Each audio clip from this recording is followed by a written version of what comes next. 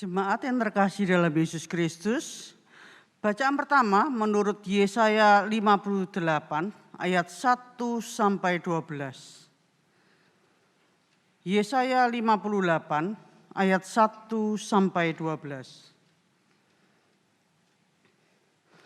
Serukanlah kuat-kuat, janganlah tahan-tahan. Nyaringkanlah suaramu bagaikan sangkakala.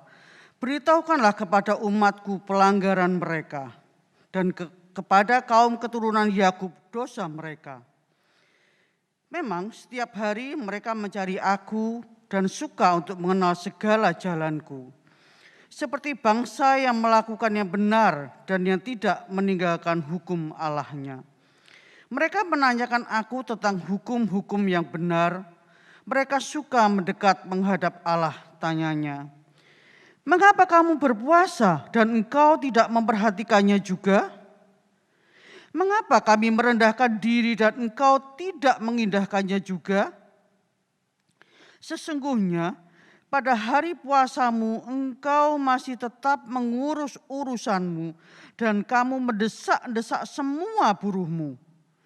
Sesungguhnya kamu berpuasa sambil berbantah dan berkelahi, serta memukul dengan tinju dengan tidak semena-mena. Dengan caramu berpuasa seperti sekarang ini, suaramu tidak akan didengar di tempat tinggi. Sungguh-sungguh inikah berpuasa yang ku kehendaki dengan mengadakan hari merendahkan diri, jika engkau menundukkan kepala seperti gelagah dan membentangkan kain karung dan abu sebagai lapik tidur? Sungguh-sungguh itukah yang kau sebutkan berpuasa, mengadakan hari yang berkenan pada Tuhan? Bukan. Berpuasa yang ku kehendaki ialah supaya engkau membuka belenggu-belenggu kelaliman dan melepaskan tali-tali kuk, supaya engkau memerdekakan orang yang teraniaya dan mematahkan setiap kuk. Supaya engkau memecah-mecah rotimu bagi orang yang lapar dan membawanya ke rumahmu orang miskin yang tak punya rumah. Dan apabila engkau melihat orang telanjang, supaya engkau memberi dia pakaian. Dan tidak menyembunyikan diri terhadap saudaramu sendiri. Pada waktu itulah terangmu akan merekah seperti fajar dan lukamu akan pulih dengan segera. Kebenaran menjadi barisan depanmu dan kemuliaan Tuhan barisan belakangmu. Pada waktu itulah engkau akan memanggil dan Tuhan akan menjawab.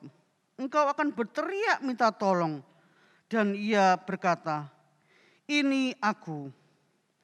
Apabila engkau tidak lagi mengenakan kuk kepada sesamamu dan tidak lagi menunjuk-nunjuk orang dengan jari dan memfitnah, apabila engkau menyerahkan kepada orang lapar apa yang kau inginkan sendiri dan memuaskan hati orang yang tertindas, maka terangmu akan terbit dalam gelap dan kegelapanmu akan seperti rembang tengah hari. Tuhan akan menuntun engkau senantiasa dan akan memuaskan hatimu di tanah kering dan akan membaharui kekuatanmu. Engkau akan seperti taman yang diairi dengan baik dan seperti mata air yang tidak pernah mengecewakan. Engkau akan membangun reruntuhan yang sudah berabad-abad dan akan memperbaiki dasar yang diletakkan oleh banyak keturunan. Engkau akan disebutkan yang memperbaiki tembok yang tembus, yang membetulkan jalan supaya tempat ini dapat dihuni. Demikianlah sabda Tuhan. Syukur kepada Allah.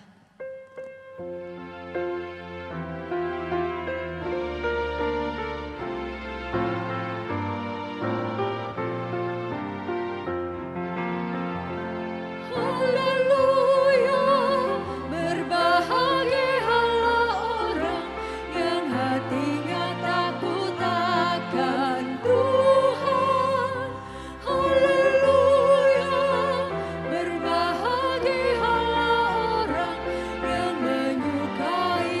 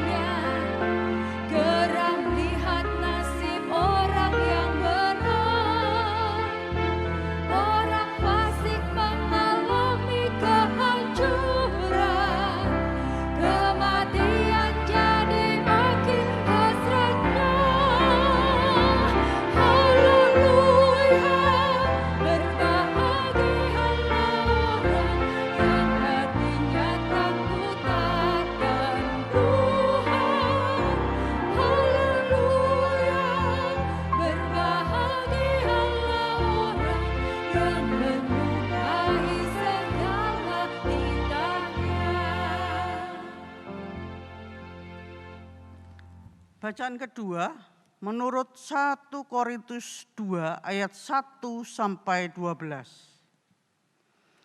1 Korintus 2 ayat 1 sampai 12. Demikianlah pula ketika aku datang kepadamu saudara-saudara, aku tidak datang dengan kata-kata yang indah atau dengan hikmat untuk menyampaikan kesaksian Allah kepada kamu. Sebab aku telah memutuskan untuk tidak mengetahui apa-apa di antara kamu selain Yesus Kristus, yaitu Dia yang disalibkan. Aku juga telah datang kepadamu dalam kelemahan dan dengan sangat takut dan gentar.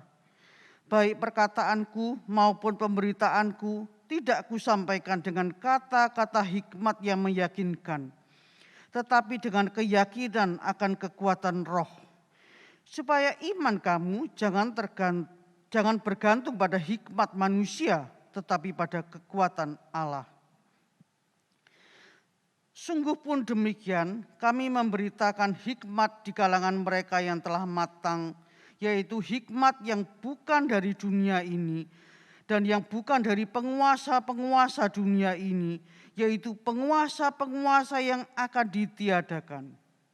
Tetapi yang kami beritakan ialah hikmat Allah yang tersembunyi dan rahasia, yang sebelum dunia dijadikan telah disediakan Allah bagi kemuliaan kita.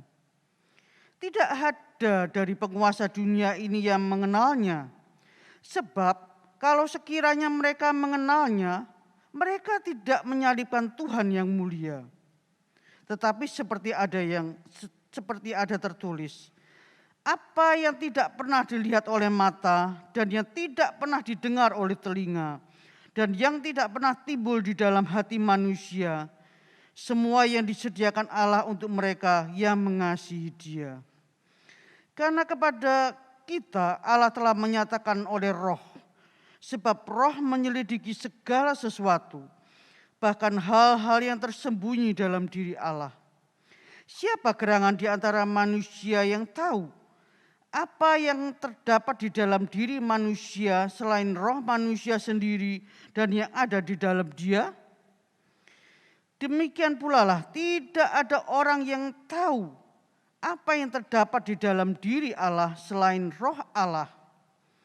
Kita tidak menerima roh dunia, tetapi roh yang berasal dari Allah, supaya kita tahu apa yang dikaruniakan Allah kepada kita. Demikianlah sabda Tuhan. Syukur kepada Allah. Injil Tuhan Yesus Kristus menurut Matius 5 ayat 13 sampai 20. Matius 5 ayat 13 sampai 20. Kamu adalah garam dunia. Jika garam itu menjadi tawar, dengan apakah ia diasinkan? Tidak ada lagi gunanya selain dibuang dan diinjak orang.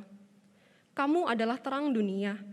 Kota yang terletak di atas gunung tidak mungkin tersembunyi.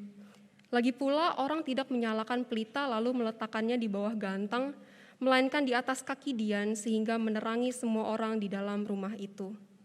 Demikianlah hendaknya terangmu bercahaya di depan orang, supaya mereka melihat perbuatanmu yang baik dan memuliakan Bapamu yang di sorga. Janganlah kamu menyangka bahwa aku datang untuk meniadakan hukum Taurat atau kitab para nabi. Aku datang bukan untuk meniadakannya, melainkan untuk menggenapinya. Karena aku berkata kepadamu, sesungguhnya selama belum lenyap langit dan bumi ini, satu iota atau satu titik pun tidak akan ditiadakan dari hukum Taurat sebelum semuanya terjadi. Karena itu, siapa yang meniadakan salah satu perintah hukum Taurat sekalipun yang paling kecil dan mengajarkannya demikian kepada orang lain, ia akan menduduki tempat yang paling rendah di dalam kerajaan sorga. Tetapi siapa yang melakukan dan mengajarkan segala perintah-perintah hukum Taurat, ia akan menduduki tempat yang tinggi di dalam kerajaan sorga. Maka aku berkata kepadamu, jika hidup keagamaanmu tidak lebih benar daripada hidup keagamaan ahli-ahli Taurat dan orang-orang Farisi, sesungguhnya kamu tidak akan masuk ke dalam kerajaan sorga. Demikianlah Injil Tuhan Yesus Kristus. Berbahagialah setiap kita yang membaca, merenungkan, dan memeliharanya dalam kehidupan sehari-hari. Haleluya. Haleluya, haleluya, haleluya.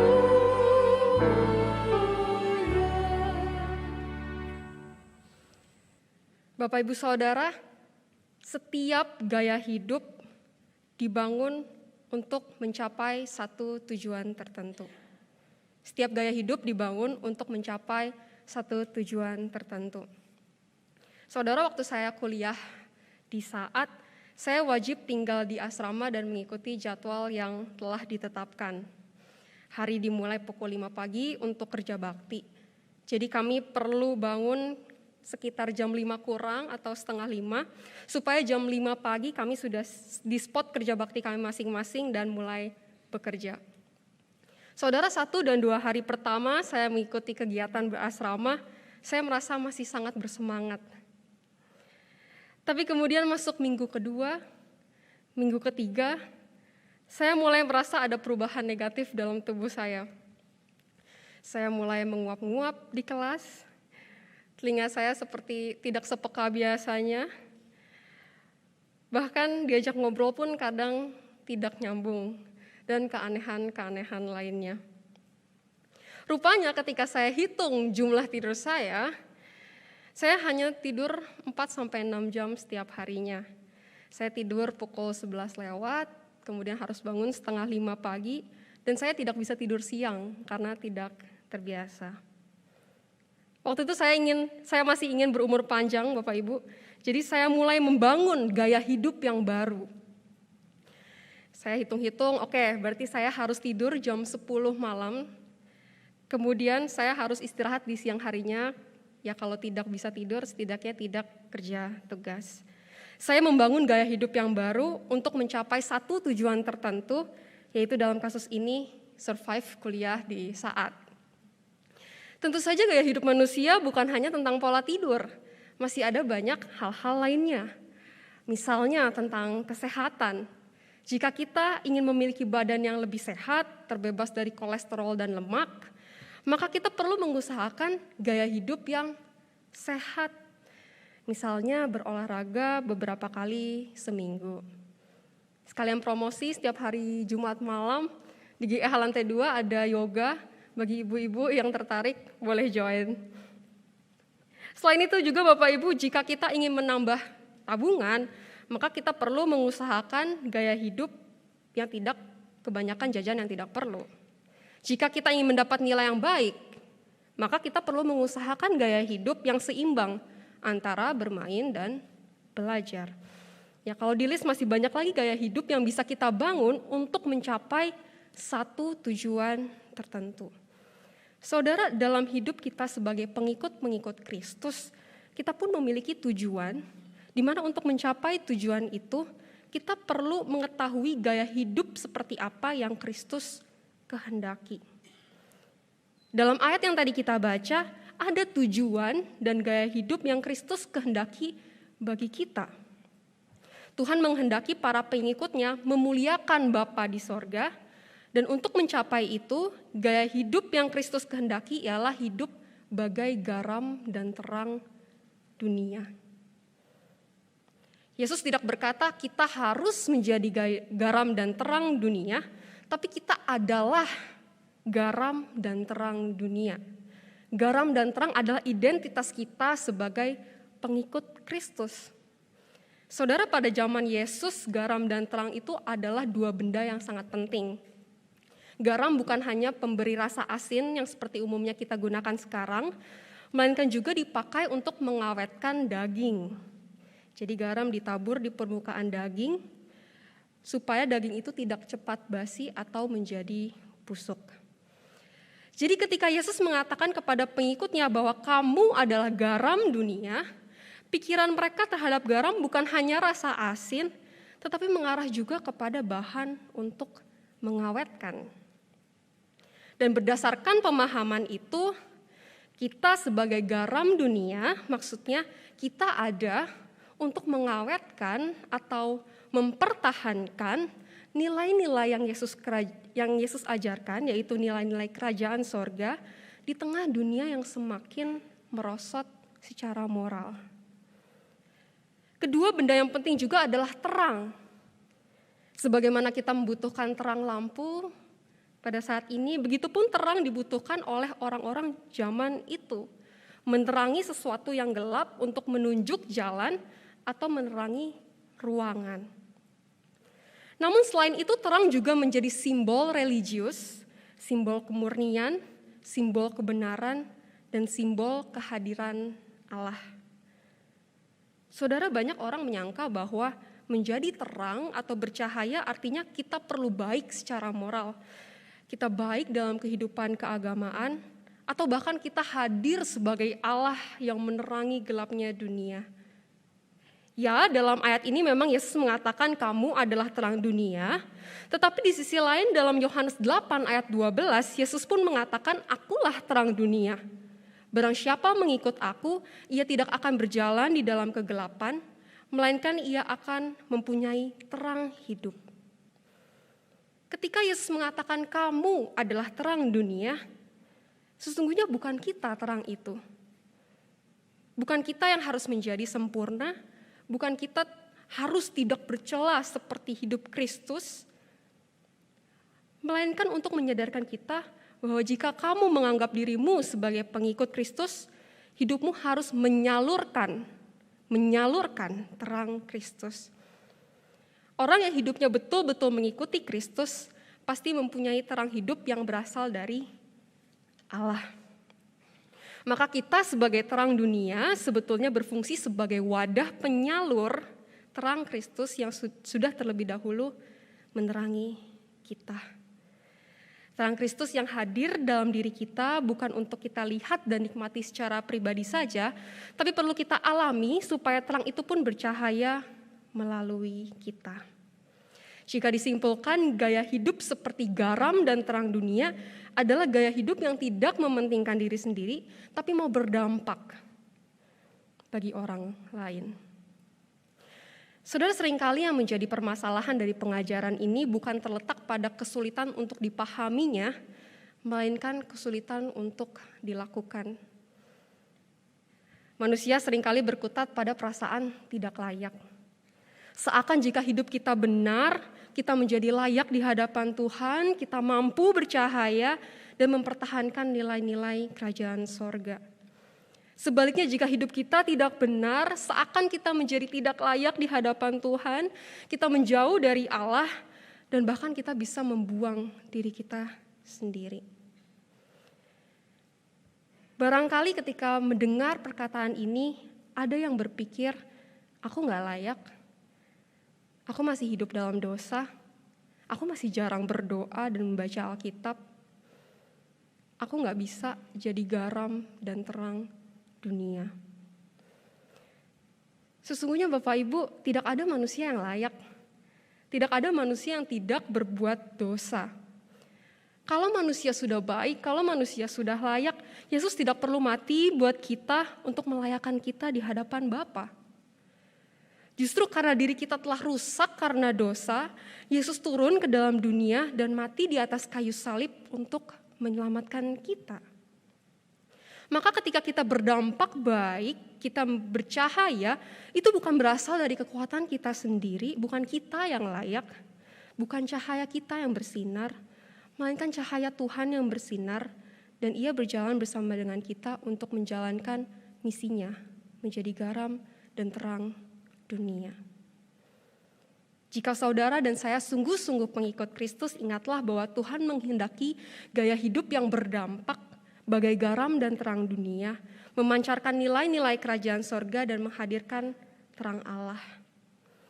Namun bagaimana sesungguhnya gaya hidup yang berdampak itu?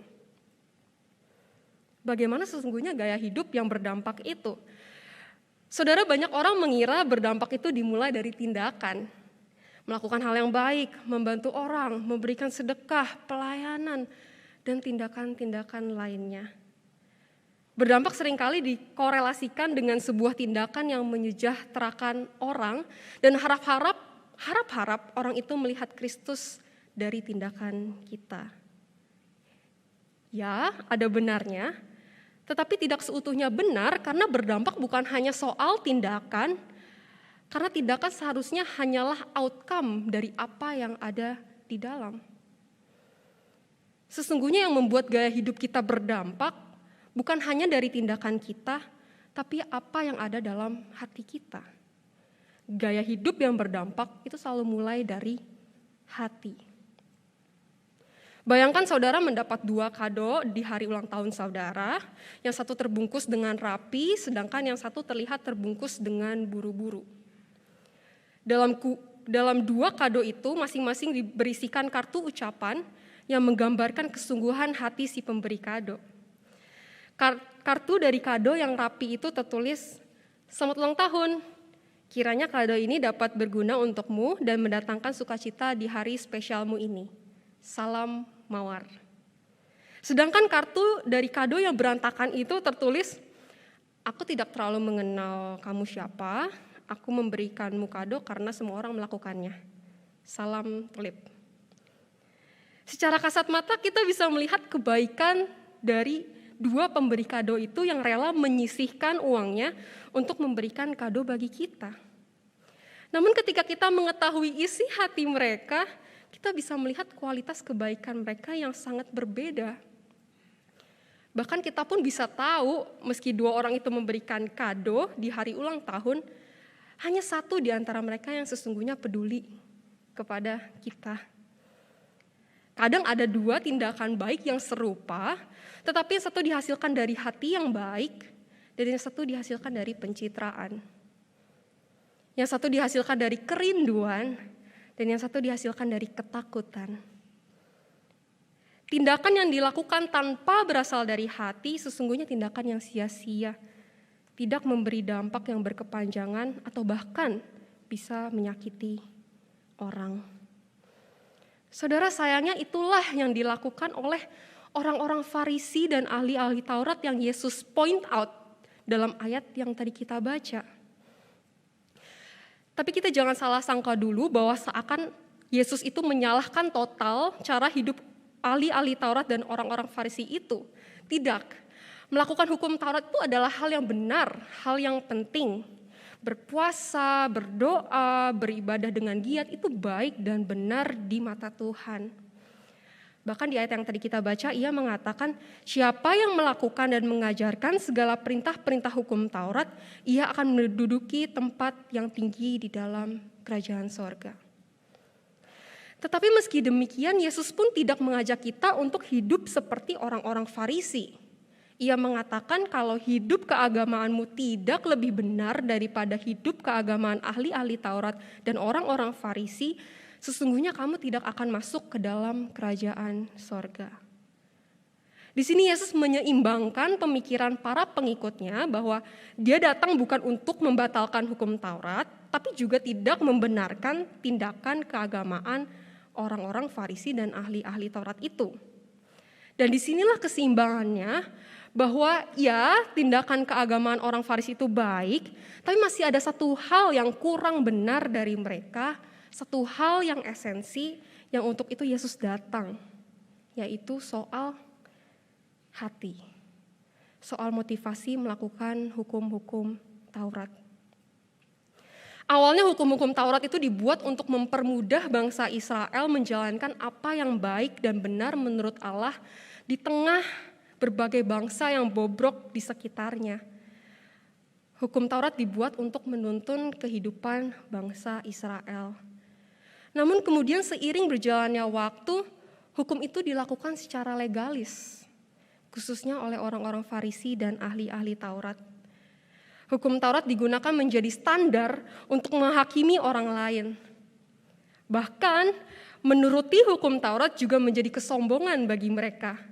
Kita dapat melihat pada perikop-perikop selanjutnya bahwa Yesus menegur orang-orang yang suka berdoa kencang-kencang di pinggir jalan, memberi sedekah supaya dianggap rohani, menunjukkan diri sedang haus dan lapar supaya terlihat sedang berpuasa, dan bahkan mereka merendahkan orang-orang berdosa.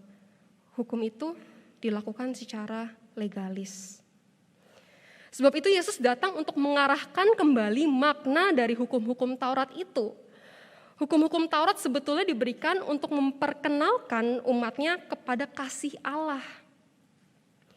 Yesus mengatakan jika hukum Taurat itu dirangkum sedemikian rupa, pada intinya hukum itu berbunyi, kasihilah Tuhan Allahmu dengan segenap hatimu dan kasihilah sesamamu seperti dirimu sendiri. Peringatan jangan membunuh bukan sekedar peringatan untuk tidak membunuh, tetapi peringatan akan bagaimana kita seharusnya bersikap kepada sesama kita manusia. Hukum Taurat mengatakan jangan berzina, tapi Yesus berkata setiap orang yang memandang perempuan serta menginginkannya sudah berzina. Lagi-lagi bukan hanya tindakan yang menjadi concern Yesus, melainkan juga tentang apa yang ada di dalam. Orang yang legalis berbuat baik karena didrive oleh penceritaan, rasa bersalah, aturan, bahkan ketakutan. Sebagai dampaknya kehidupan kemudian terasa berat, mereka membanding-bandingkan diri dengan orang lain, menghakimi orang lain dan selalu tidak merasa cukup. Maka itu kehendak Tuhan ialah melakukan hukum Taurat karena didrive oleh kasih.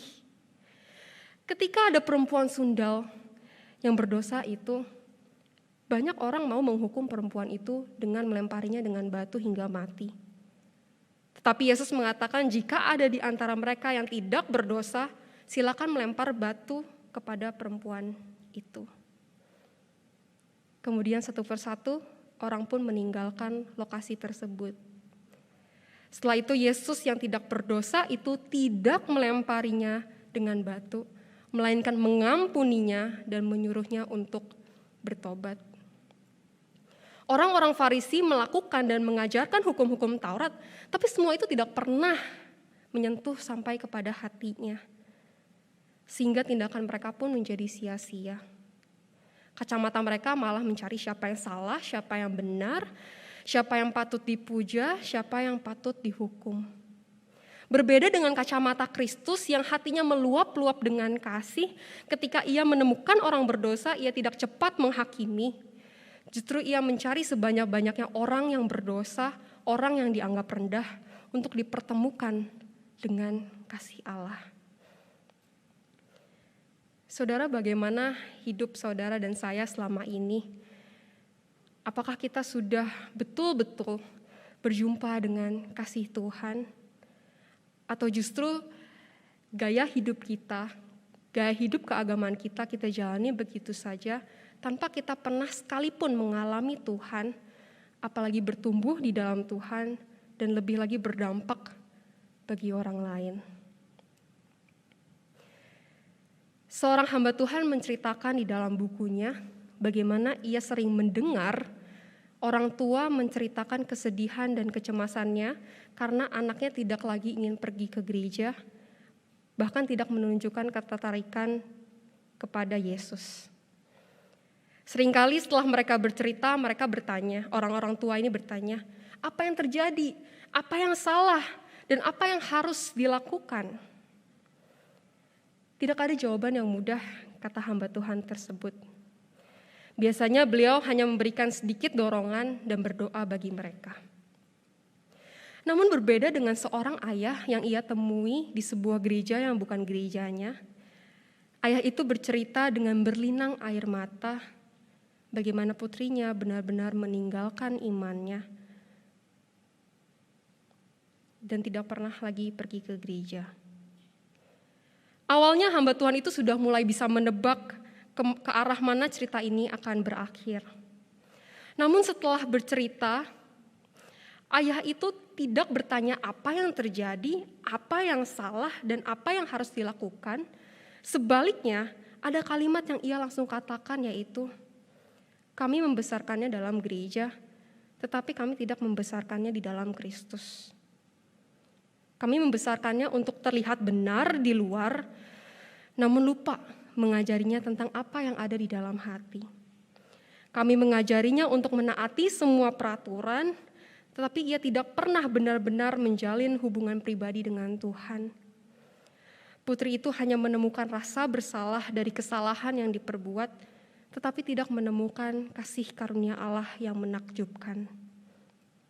Segala tindakan baik, segala kebiasaan baik, hidup yang benar, tetapi jika asalnya bukan dari kasih Allah, pada akhirnya tidak memberikan dampak apa-apa, bahkan bisa membuat iman itu mati. Tetapi jika hati kita meluap-luap akan kasih Allah, segala tindakan kita pun mencerminkan kasih itu, dan hidup kita pasti berdampak. Hidup kita pasti bercahaya. Gaya hidup yang berdampak dimulai dari hati, hati yang mengasihi, hati yang mengalami kasih Allah. Jadi Bapak Ibu Saudara, ingatlah pertama bahwa Tuhan menghendaki gaya hidup yang berdampak bagai garam dan terang dunia. Dan gaya hidup yang berdampak dimulai dari hati yang mengalami kasih Allah. Perjalanan membangun gaya hidup ini bukan usaha kita pribadi, tetapi perjalanan bersama Allah. Kiranya Tuhan menolong kita sekalian di dalam perjalanan mengalami kasih Allah dan hidup kita memuliakan Tuhan. Amin. Mari kita sama-sama berdoa.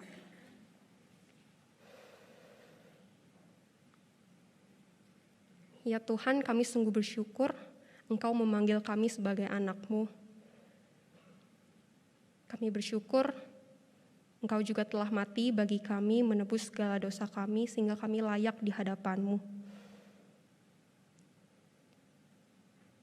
Melalui firman ini kami tahu ya Tuhan bahwa Engkau rindu kami menjadi garam dan terang dunia. Kami ada untuk berdampak. Sesungguhnya itu bukan usaha kami pribadi, tapi perjalanan bersama dengan-Mu. Mengalami kasih-Mu sehingga kasih itu tersalurkan bagi sesama kita. Tuhan tolong kami. Baik kami sebagai orang tua, kami sebagai pemimpin, kami sebagai anak. Tuhan mampukan kami untuk punya hati yang mengasihi, sehingga dalam tindakan kami tidak hidup bagi diri kami sendiri, tapi kami bisa berdampak, bercahaya ya Tuhan. Terima kasih Tuhan, mampukanlah kami. Dalam nama Yesus Kristus kami berdoa. Amin.